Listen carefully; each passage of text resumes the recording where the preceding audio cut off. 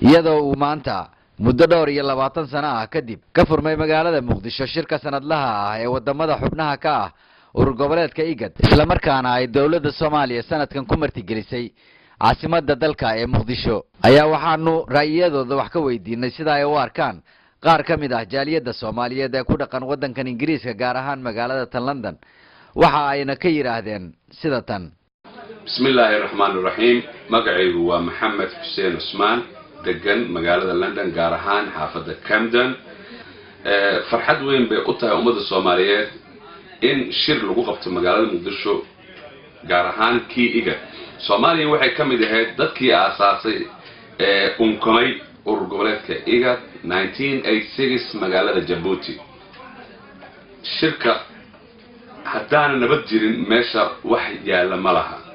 wax lagu qaban karana malaha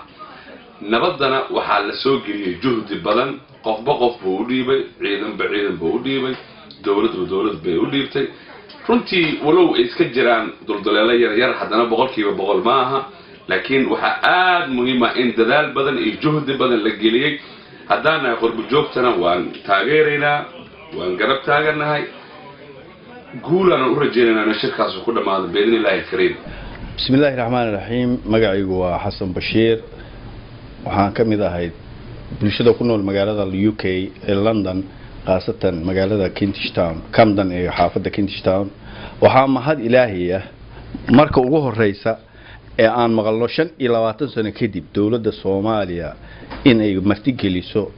shirweynaha IGAD mar waliba waxaan maqli jiray in lagu qabto Ethiopia Kenya Uganda iyo wixii la mid ah ama Sudan waa mahad Ilaahay waa markii ugu horeysay aan maqalno dawladda Soomaaliya ee martigelisay shirka IGAD waxaan rajaynaynaa hadduu Ilaahay yiraahdo markii ugu horeysay ma ahayn anaga waa la soo jaan qaadnay waqtigii xilligii dawladda jirtay waxaan arki jirnay dawlado fara badan iyadoo dawladeennii hore ee intaan dhicin civil war-ka dawlado fara badan martigelin jirtay maanta la yaabi mayno laakiin waa hambaliyaan leenahay 25 sano kadib iyo 24 sano kadib inaan helo dawlad يعني أنا كمل جارة هين تاسوا ما هدي له آد يا أدوان وهم بلينا ونسود ويننا بإذن الله الكريم عن رجينا إن الدولة الشركة ودون كاس إن لقبت بإذن الله دو الله هذا إيجاد أين أفريقيا يونيون كا معناها آد يا آد يعني وفر حسنا مقال كأن مقالنا ما أنت إيجاد شركة وحن رجينا إن مستقبل كدو إن هلا شركة كوا كدول أما كسي مارك تكبا حدوين جامعة العرب يو أوركا ميدو أفريقيا يو رجدين ومحومة كله إن شاء الله تعالى كله إنت إنك وناك سبحانه وهم بلين إننا مدعوينها جمهورية حسن الشيخ محمود يرئيس الوزراء سعسب ودور تعالينا عبد الرشيد علي شرماركة وما هدي لهي تاسن سودويننا بإذن الله مقعي وحالي هذا مهد محمد يوسف وحان كميدها جالية لندن يوكي كل كم waxaan aad iyo aad ugu hambalyeeynayaa muddo 25 sano kadib dawladdeena federaalka ah ee uu hogaamiyaha u yahay madaxweyne Xasan Sheekh Maxamuud iyo Prime Minister Cabdirashiid Cali Sharmaarke Umar Cabdirashiid Cali Sharmaarke maanta waxaa guul iyo reyn iyo farxad intaba noo ah muddo 25 sano kadib inaan maqalno shirkii golaha IGAD in Muqdisho maanta lagu qabanayo shirkaas oo ah shirka joogtada ah sanadkii halka mar la qabto oo sanadkii ka horeeyay lagu qabtay magaalada Addis Ababa sanadkan lagu qabanayo magaalada caasimadda Muqdisho magaalada Soomaaliya caasimaddu waa Muqdisho aad iyo aad baan ugu faraxsanahay waa soo dhaweynaynaa waa hambalyeeynaa farxadeena lama qiyaasi karo magaalada Muqdisho horumarka ka socda dawladnimada ka socota xasiloonida ka socota dhanka dhaqaalaha horumarinta nabadda xasiloonida ilaahayna waxaan ka baryaynaa cid kasta oo nabadda meesha ka socota carqabad ku ah inuu ilaahay naga qabto aamiin aan leenahay waana hambalyeeynaa madaxweynaha waxaan ka codsanaynaa in dawladnimada la dardar geliyo horumarka in la dardar geliyo isfahanka in la dardar geliyo khilaafka in laga joojiyo rajadeena aad ay u fiican tahay marka farxad iyo bogaadin ra'iisul wasaaraha iyo madaxweynahana waa salaamaya howl iyo mas'uuliyad adag baa garbahooda saaran in ilaahay u fududeeyo hididiiladii hanka aan qabnay inaan nalahan jabinin in wax walba oo dawladnimada ah la isugu tanaasulo la isu dulqaato waana ducaynaynaa insha allahu tacaala biidni illaahi kariim. بسم الله الرحمن الرحيم مقعي وحوي قدر حسن وحان سلامة يا أمد الصوماليات ملك استجوغان وحا فرحد وين أو اللي هيلي كرين ما أنت إن بريس كبلابنا يشير أو ردا مدوق أفريقيا إيجاد أي إسكو تجين مقالة مقدشو أو نبدي كورن قطة ودن كيجي ونبدي سي في عنان يسو أنت كلو كده من إلهي وحن كرجينا إن النور ما يسترتو تاس أو نقولي رجلين يسو هنا إسكو تجنم ودن كيجي أن كنا قنو وحنا كقبسنا سيدا أي دولة ده كلا أو الدرس كنا لا أي إيجاد بنوجو إمادين. بسم الله الرحمن الرحيم مقعي محمد عبدي aragtidii ku saabsan shirka maanta ka furmaya magaalada Muqdisho runtii waa maalin taariikhi ah oo ummadda Soomaaliyeed cadeynaysa inay ka soo kabatay dhibaatooyinkii iyo rafaadkii ay soo mareen 25 sano la soo dhaafay waa calaamad adduunkana tusaysa inaanu nahay dad diyaar u ah maanta inay dib u soo ceshadaan haybadii ay ku lahaayeen adduunka runtii waa wax lagu farxo Soomaalina oo ah taariikhiyan 2015 ka ama 2015 kana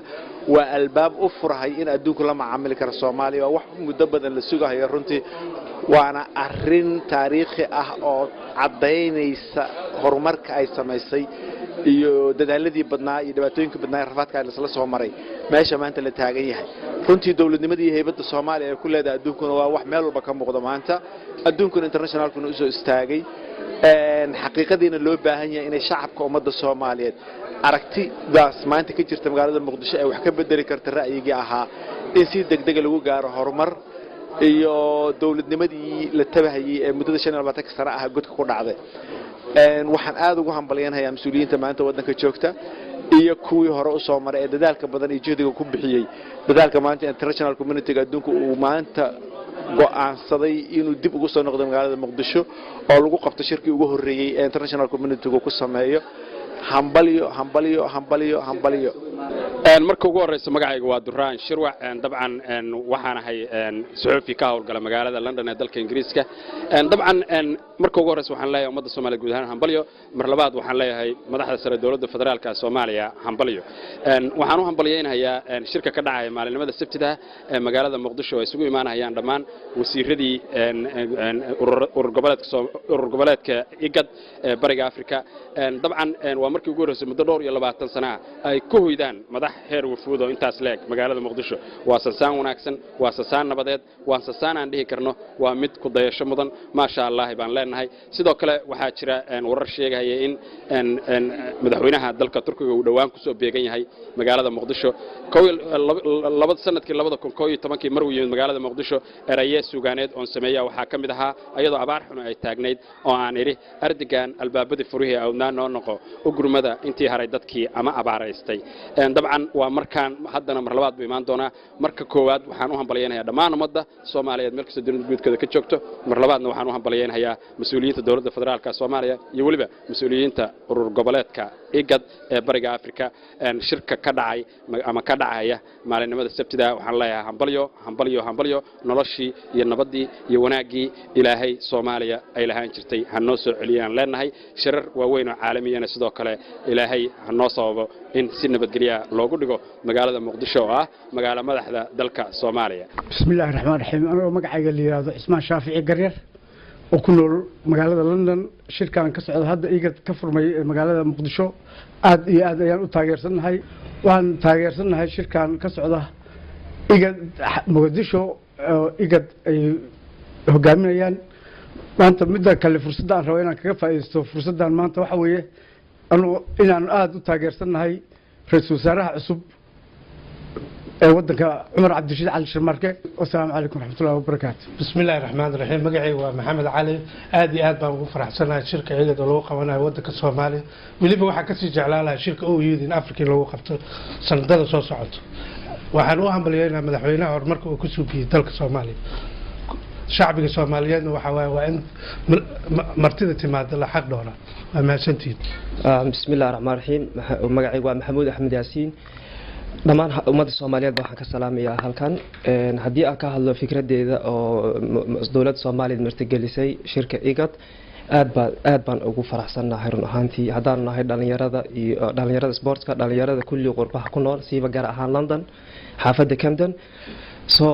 waa arrin aad ugu farxo ilaa 25 sano dowladeena Soomaaliya maanan arag shirarkan oo kale ka dhacaya laakiin waxay noo tahay arrin aan aad ugu faraxno waxaana leenahay hambaliyo assalaamu calaykum waraxmatullaahi wabarakaatu anigoo ku bilaabaya magacayga Cabdishakuur Axmed Camey waxaan taageerayaa shirkan igad isugu imaanayaan oo ka dhacaya caasimadda